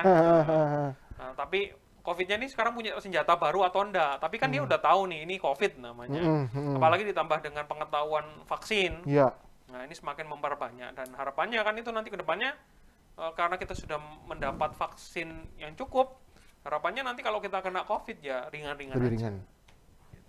Tapi memang betul ya, berarti kalau yang sudah pernah bersinggungan dengan Delta, ketika dapat lagi tamu dari Omi, itu dia lebih kuat ya. Lebih bisa menanggulangi gejalanya yang daripada kita yang belum pernah kena sama sekali ya, Dok ya. Nah, itu. Oke, berarti betul. Karena apalagi belum pernah vaksin ya. Nah, iya. Soalnya yang meninggal itu banyak yang belum pernah vaksin. Oh, gitu. Di Omi ini. Iya, di Omikron baik. Omikron atau Delta kemarin kan juga banyak. Iya, Delta kemarin memang masih belum semua vaksin ya. Ini gitu hampir 60%-an, 60-70% yang meninggal kemarin karena yang belum vaksin atau dosisnya belum tuntas ya. Dosis 1-2-nya belum tuntas. Belum tuntas. Oh, oke. Baik. Berikutnya nih saya masuk ke yang kedua, ada dari Mas Hanif di Surabaya. Ini mungkin hampir sama seperti yang tadi saya sampaikan, yaitu mengenai update nih, lepas isoman bisa dengan hasil swab PCR negatif cukup sekali saja pada hari yang kelima. Saya tanyakan, apakah hal ini hanya untuk yang tidak bergejala saja nih, Dok? Artinya nggak perlu swab lagi gitu kan, karena dia kondisinya tadi nggak bergejala. Tadi mungkin udah disampaikan bahwa kalau nggak ada apa-apa ya udah, nggak perlu untuk PCR lagi ya, Dok ya. Dan apabila misalkan masih ada gejala gitu ya, apakah perlu kita swab lagi kapan kira-kira, Dok? Kalau misalkan dalam 5 hari atau setelah 10 hari, 12 hari seperti tadi kita 13 hari, tapi dia masih sering naik turun demamnya, apakah itu perlu diwaspadai dengan PCR kembali atau bagaimana, Dokter? Kalau sudah saat itu ada demam lagi muncul ya sebaiknya nggak diisoman di rumah ya, ke rumah langsung sakit. Langsung ke rumah sakit ya, lebih aman. Karena dari pengertian bebas isoman itu yang penting 1 hari bebas gejala demam. Meskipun ada gejala batuk, nyeri tenggorokan atau apa setelah selesai isolasi mandiri 10 atau 13 hari, itu dinyatakan bebas isolasi mandiri. Karena yang diutamakan adalah yang demam, sekali lagi. Kalau misalnya demam pada sampai hari ke-13, berarti perlu ada tanda tanya apakah ini Omikron biasa atau ada tumpangan infeksi virus lainnya atau bakteri yang lainnya. Oh gitu, baik. Dan dari Mas Hanif juga ini menanyakan nih, kalau misalkan dengan metode tadi seperti yang dokter sampaikan, kita cuma cukup PCR di depan aja deh, nggak perlu di belakang. Itu riskan nggak sih, Dok? Nah, sesuai dengan aturan WHO dan Kemenkes, kalau kayak gitu resikonya sangat minim sekali sih. Sangat minim sekali. Yang perlu diwaspadai adalah orang yang belum kena. Yang belum kena. Itu kan sumber penularan kan kita nggak tahu kan? Ya, karena betul. gejalanya itu tanpa gejala di awal atau apa, tapi dianggap sehat. Nah, itu yang lebih resiko lebih tinggi dibanding dengan orang yang sudah sembuh dari COVID. Resikonya sangat minim sekali. Dan yang penting tadi memang harus jujur aja sama badan sendiri gitu kan. Dia kalau memang setelah pasca 5 hari, 6 hari nggak ada apa-apa, ya it's good, tetap dengan prokesnya. Kalaupun masih merasa ini, ya harus segera bertanya kembali ke dokternya ya, untuk konsultasi kira-kira, Dok, saya ini hari ke-6 udah enak nih, hari ke-7 kok sekarang saya demam lagi ya. Nah itu harus mendingan langsung sama dokter ya. Betul. Oke, baik Mas Hanif. Semoga bisa dicerna dengan baik nih ya. Artinya banyak hal-hal seperti ini yang mungkin diabaikan oleh banyak orang. Dibutuhkan sebuah kejujuran untuk memastikan kondisi Anda demi Anda sendiri, juga demi orang-orang tercinta di sekitar Anda. Berikutnya ada lagi pertanyaan dari Mas Dimas. Wah, namanya seperti saya nih. Mas Dimas di Surabaya. Oke, Mas Dimas, saya wakili dari Dimas yang di sini. Sebenarnya sampai berapa kali ya, Dok, sebuah level dalam sebuah virus itu bisa bermutasi? Kira-kira dengan COVID ini, atau mungkin dari pengalaman-pengalaman yang pernah ada gitu ya, sampai berapa kali mutasi sih sampai bisa terjadi sebuah virus ini, Dok? Influenza yang kita hadapi tiap tahun ya, itu mutasinya lebih cepat dibandingkan COVID loh. Iya. Iya, jadi influenza yang ada 1 tahun ini dengan tahun yang lalu beda loh. Oh gitu, Dok? Iya. Oh. Jadi nggak hanya COVID ya, influenza flu biasa yang tiap hari itu, kok saya pernah nggak ngerasain flu tahun ini sama flu tahun kemarin kalau misalnya belum musim COVID ya. Itu kok sekarang kok agak lebih berat ya dibandingkan flu yang sebelumnya. Biasanya kalau aku flu ini 2-3 hari beres, sekarang kok sampai 5 hari. Pernah nggak ngerasain kayak gitu? Iya, pernah. Oh ya mungkin karena hujannya lebat banget ya, gitu kan nyalain. Padahal sebenarnya influenza itu sendiri juga bermutasi. Apa kan karena ringan, nggak sampai masuk radar ya, nggak sampai diperiksa PCR influenza gitu kan nggak perlu kan, karena sifatnya flu-nya kan ringan. Ya sama, COVID ini lebih rasio mutasinya tuh lebih rendah dibandingkan flu. Jadi kalau flu itu itu bisa 10 sampai 15 kali lipat. Kalau COVID ini 3 sampai 4 kali lipat. Jadi jauh di bawah influenza sebetulnya. Tapi ya tetap ada resiko terjadinya mutasi pada orang-orang. Sebenarnya resiko terjadinya mutasi itu karena semakin banyak orang yang kena, terpapar, kemudian dia tidak bisa menjaga dengan baik, apalagi ditambah dengan penyakit kronis penyerta, itu meningkatkan resiko terjadinya mutasi. Jadi misalnya ya, satu Indonesia ini karena nggak percaya COVID, nggak ada yang mau pakai masker, pemerintahnya juga nggak peduli. Nah, ini resiko terjadinya mutasi tinggi. Ya kayak India kemarin. Oh iya, ketika mereka deltanya itu di India yang kemarin ya. Perayaan besar, nggak ada yang pakai masker juga. Betul. Itu ada di Afrika Selatan, timbulnya Omikron, mungkin level edukasinya tidak terlalu baik, banyak yang tidak menggunakan masker, muncullah di situ. Oke. Jadi sebetulnya kalau ditanyain mutasi sampai berapa kali, tergantung kepada kita juga ya. Populasi yang ada juga mau selesai apa enggak. Nah, kalau kita semakin bandel ya mutasinya bisa sampai ratusan kali mungkin ya gitu. Kalau kita mau mengikuti protokolnya dan kita mengikuti saran-saran dari sang ahli, diusahakan minimalisir mutasi ini bisa lebih sedikit ya. Oke, baik. Sebelum kita lanjut nih, kita sedikit refreshing dulu, Dok. Kita mau bagi-bagi hadiah lagi nih ya. Kita mau bagi lagi hadiah untuk 1 orang pemenang, yaitu voucher belanja dari Range Market dan juga dari Park West. Atau dari warung Pak Umar ya. Kita kita putarkan lagi roda keberuntungannya. Wah, ini 1 orang pemenang dapat hadiahnya lumayan banyak nih. Oke. Siapakah yang beruntung? Atas nama, ini harusnya namanya Elta nih yang keluar.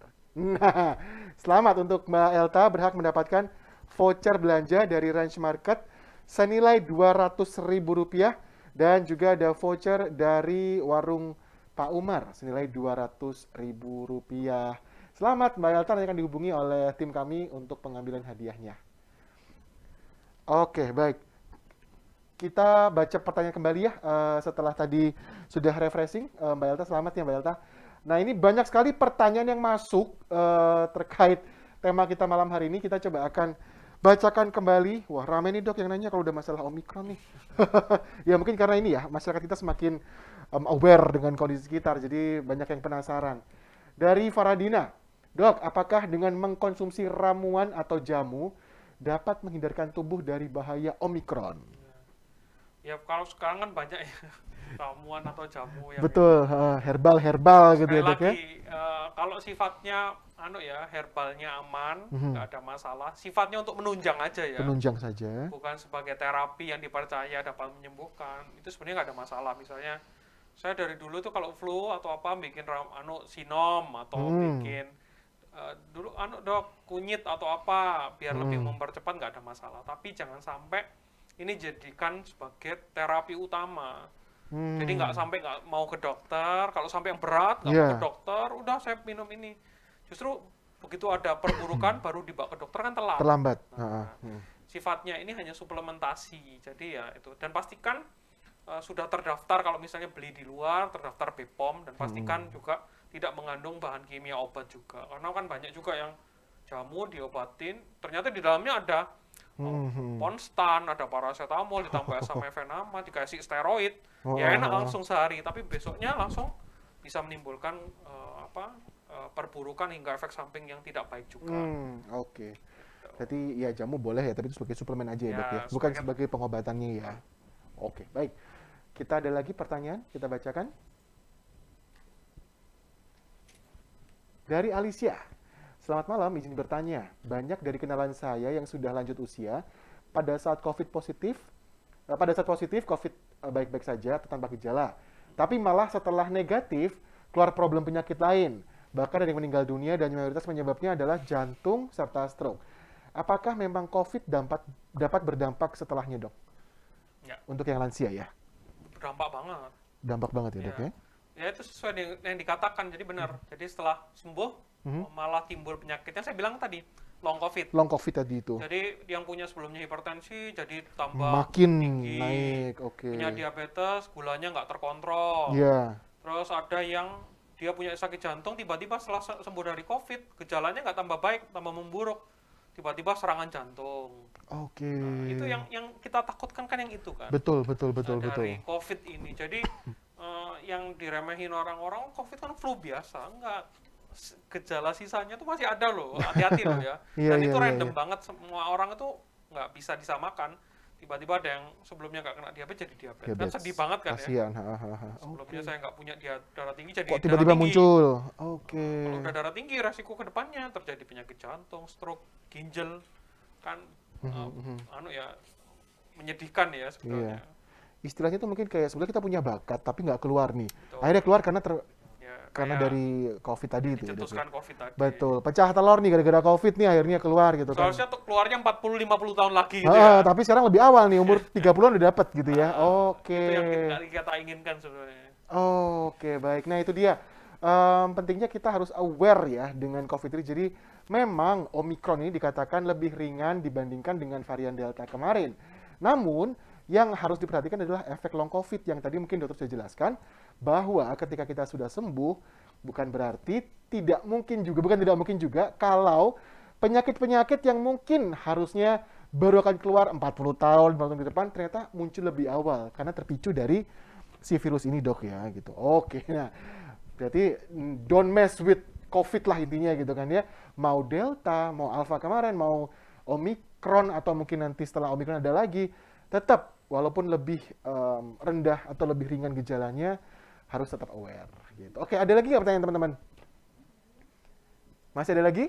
Oke, boleh. Ini masih dari Mbak Alicia lagi. Oke, baik. Perlukah pengecekan lebih lanjut ke depannya setelah nyatakan negatif? Tadi sudah disampaikan bahwa sebetulnya nggak perlu ya, setelah 10-13 hari, ya sudah selesai. Tapi memang dikembalikan ke kebijakan dari tempatnya Mbak Alicia nih ya, apabila memang masuk harus dengan data, ya silakan. Kemudian pengecekan apa saja yang diperhatikan kalau misalkan diperlukan.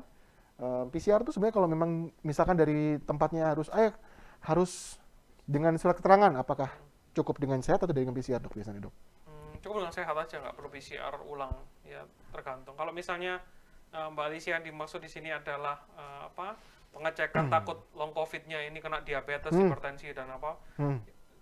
Saran saya sih lakukan medical check up. Medical check up, apalagi yang punya riwayat keluarga keturunan punya diabetes, hipertensi, ginjal. Ini boleh dilakukan medical check up setelah sembuh dari COVID. Setelah sembuh dari COVID. Oke, berarti yang memang selama ini misalkan tidak ada hipertensi, nggak ada diabetes, tapi dari orang tua atau nenek ada keluarga historinya seperti itu, lebih baik medical check ya, Dok ya. Nah, itu sarannya ya untuk memastikan kondisi kita. Gimana? Masih ada lagi? Satu lagi. Oke, baik. Satu lagi, ini terakhir. Banyak soalnya. Dari Dr. Elizabeth, berapa lama antibodi yang didapat dari vaksinasi dapat memproteksi dari COVID? Kemudian apakah kita harus rutin vaksin setiap 3 sampai dengan 6 bulan? Jika iya, sampai kapan kita harus vaksin rutin untuk COVID ini? Dan apakah jenis vaksin akan sama terus untuk semua varian virus, mengingat mutasi yang terus terjadi, Dok? Jadi untuk saat ini belum ada penelitian satupun yang ngomong bahwa antibodi dengan jumlah sekian itu dapat melindungi dari COVID. Apakah nanti kalau antibodinya waktu kita cek antibodinya turun gimana, Dok? Sebenarnya nggak usah khawatir, karena antibodi itu adalah peluru kita, peluru tentara kita. Kalau pelurunya habis, apakah bisa melindungi dari varian COVID? Tenang, tentara kita kan udah tahu kan. Sudah tahu, jadi betul. dia buat lagi antibodinya. Oh. Jadi tentara kita tuh ya nggak bodoh-bodoh amat ya. Pinter banget ternyata. Jadi setelah COVID yang masuk ini dipelajari ternyata setelah waktu kita sakit itu dipelajari. Apalagi tambah adanya vaksin. Nah, vaksin itu ibaratnya kayak modul pembelajaran. Kamu kalau misalnya ketemu si COVID kayak gini, kamu bisa loh bentuk antibodi senjatanya untuk mengalahkan ini. Nanti kalau misalnya nanti kurang, kamu bisa bikin caranya kayak gini. Oh. Sementara tubuh kita, lo antibodinya udah nggak ada nih, tapi ada musuh baru, ya udah buat aja antibodinya. Jadi dia memproduksi sendiri ya? Iya bisa. Oke, berarti vaksin tuh nggak perlu sampai bolak-balik gitu ya dok ya? Harapannya kalau misalnya tidak ada mutasi varian baru, sebetulnya booster yang ada sudah lebih dari cukup untuk saat ini loh ya. Iya. Nah, tapi kalau misalnya nanti ke depannya ternyata ada mutasi baru lagi atau apa lagi, ya perlu penelitian lagi. Karena kita kan nggak ada yang tahu juga. Di-adjust lah ya ibaratnya gitu ya. Amunisinya harus disesuaikan dengan yang baru. Oke, baik. Sudah cukup pertanyaannya teman-teman? Oke, banyak banget. Mohon maaf ya kalau mungkin belum terjawab semuanya. Tadi saya dapat info ada the best question ya. Oke, ada pertanyaan terbaik berhak mendapatkan voucher senilai Rp100.000 dari Rumah Sakit Darmo. Untuk yang berhak mendapatkan voucher senilai Rp100.000 ini atas nama Elta Hakim. Wah, ini dia muncul di sini. Ada Mbak Elta Hakim, ada Mas Hanif dan juga Mbak Alicia. Selamat mendapatkan voucher dari Rumah Sakit Darmo senilai Rp100.000. Dan ada juga yang berhak mendapatkan Rp200.000. Wah, ini Dr. Elizabeth Lili Surya Dewi Winoto berhak mendapatkan voucher dari Rumah Sakit Darmo senilai Rp200.000. Nanti akan dihubungi oleh tim kami untuk pengambilan atau redeem vouchernya. Oke, luar biasa sekali. Kita waktunya masih ada nggak, rekan-rekan? Oh, sudah. Waduh, sayang sekali nih. Waktunya sudah terbatas sekali. Artinya bahwa memang saya yakin banyak sekali yang ingin bertanya, ingin tahu lebih lanjut. Tapi karena keterbatasan waktu, it's okay. Mungkin nanti Bapak Ibu sekalian bisa langsung datang ke Rumah Sakit Darmo. Kalau misalkan mau konsultasi atau mau periksa, ada Dokter Deksa di sana. Dokter praktek setiap hari apa dok di sana dok? Hari Selasa, Kamis, sama Jumat. Selasa, Kamis, Jumat. Selasa, Kamis, Jumat jam 3 sore. Sampai jam berapa dok? Kalau nggak ada pasien pulang. Oh gitu. Maksudnya kalau selesai pasien. Selesai habis pasien baru. Jadi jam 3 aja kalau mau. Atau janjian dulu aja lah. Bisa appointment dulu ya. Silakan. Tadi kan sudah disampaikan juga ada nomor WA-nya nih Rumah Sakit Darmo. Jadi bisa silakan atur arrangement untuk ketemu dengan Dokter Deksa di sana ataupun dokter yang lain yang Anda butuhkan. Dan pastikan selalu Anda aware dengan kondisi kesehatan Anda. Baik kalau gitu dokter, terima kasih banyak ya dok untuk informasinya malam hari ini. Ini pasti sangat berguna sekali bagi seluruh audiens kita. Dan Bapak Ibu sekalian, rekan-rekan semua, yang bisa kita ambil dari malam hari ini adalah walaupun betul Omikron ini tidak seberat Delta, tapi tetap kewaspadaan itu harus kita tingkatkan. Prokes tidak boleh lengah lagi.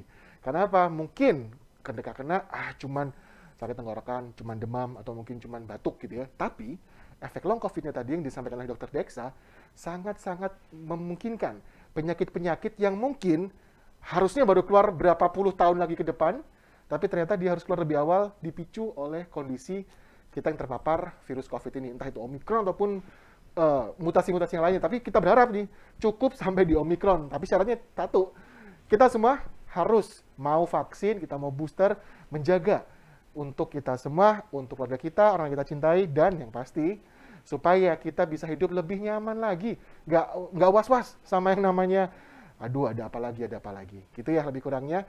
Make sure semuanya harus menjaga kesehatan. Oke, kalau gitu dokter, thank you so much ya. Semoga ini bisa memberikan knowledge banyak bagi audiens kita malam hari ini. Dan sekali lagi sebelum kita akhiri, saya mau bagi-bagi lagi hadiah nih. Ada lagi hadiah door prize nih ya. Ada door prize dari Range Market. Voucher belanja, betul? Oke, betul sekali masih ada. Untuk satu orang pemenang, kita akan putarkan di roda keberuntungan. Ini lumayan loh, nilainya Rp500.000 voucher belanja dari Range Market untuk satu orang pemenang. Kita tampilkan, ini dia, siapa yang berhak mendapatkan voucher belanja Rp500.000? Yang berhak mendapatkan adalah Hafida Satya. Selamat berhak mendapatkan voucher belanja dari Range Market senilai Rp500.000. Nanti akan dihubungi oleh tim kami untuk pengambilan vouchernya. Baik, kalau begitu sudah selesai semua informasi kita malam hari ini. Saya Dimas Perdana beserta seluruh tim dan juga dengan Dr. Deksa Vedika Hertanto dan juga rekan-rekan dari Rumah Sakit Darmo Surabaya mengucapkan terima kasih atas kesempatannya dan terima kasih atas waktu Anda bergabung malam hari ini. Semoga edukasi ini bisa bermanfaat dan mohon silakan disampaikan kepada seluruh rekan-rekan Anda, keluarga Anda, orang-orang yang Anda cintai demi kebaikan kita bersama. Kalau begitu, kami undur diri. Terima kasih banyak, selamat malam dan salam sehat.